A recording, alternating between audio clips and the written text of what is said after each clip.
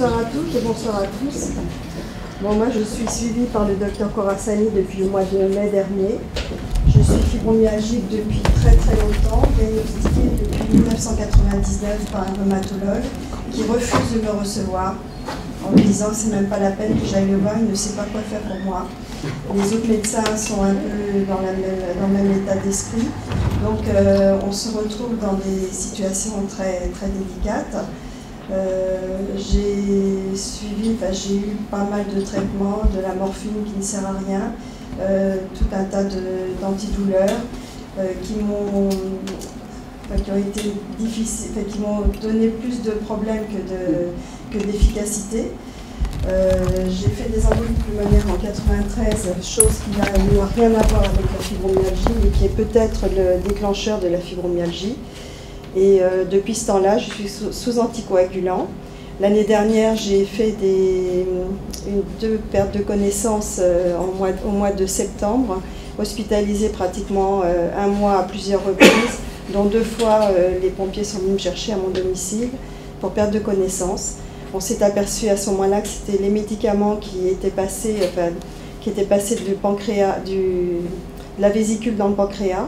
Et il a fallu retirer la vésicule et les calculs étaient provoqués par l'ensemble des médicaments que j'avais pris depuis des années. Donc ça a été beaucoup plus grave parce que j'ai pas pu passer une fois de plus. Quand j'avais entendu parler du docteur Khorassani par les personnes de l'association Fibromyalgie SOS, j'étais sceptique. Je suis venue au mois de mai à sa conférence. Et finalement, j'ai accepté de le voir et c'est lui qui me suit maintenant.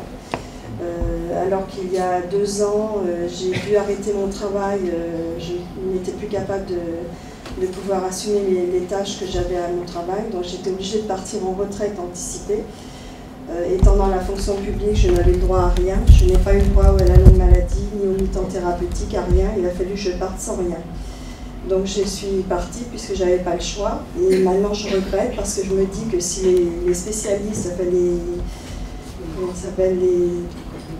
le corps médical avait accepté de me donner un petit peu plus de délai en maladie, en mi-temps thérapeutique ou des choses comme ça, j'étais capable de reprendre, là je pourrais reprendre mon travail alors que je viens d'avoir 60 ans et je serais capable de retravailler, chose que je ne pouvais pas faire il y a 2 ans. Même 1 an, c'était pas possible. Quand je me suis arrêtée de travailler, je ne pouvais pas passer l'aspirateur chez moi, je ne pouvais presque rien faire, le repassage non plus, c'est mon mari qui faisait tout.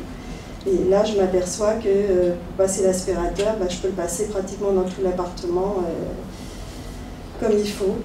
Et puis, autrement, je vois donc le docteur Khorassani régulièrement, et Maxime, puisque c'est Maxime qui prend aussi, me prend en charge également.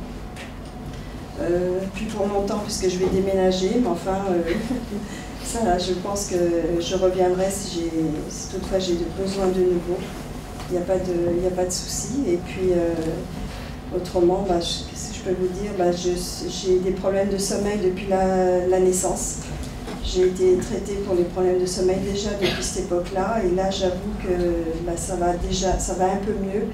Ça va un peu mieux et en parallèle avec la PCP-thérapie, je vois une psychologue, relaxologue qui doit être dans la salle d'ailleurs et qui m'a beaucoup aidée. Excusez-moi.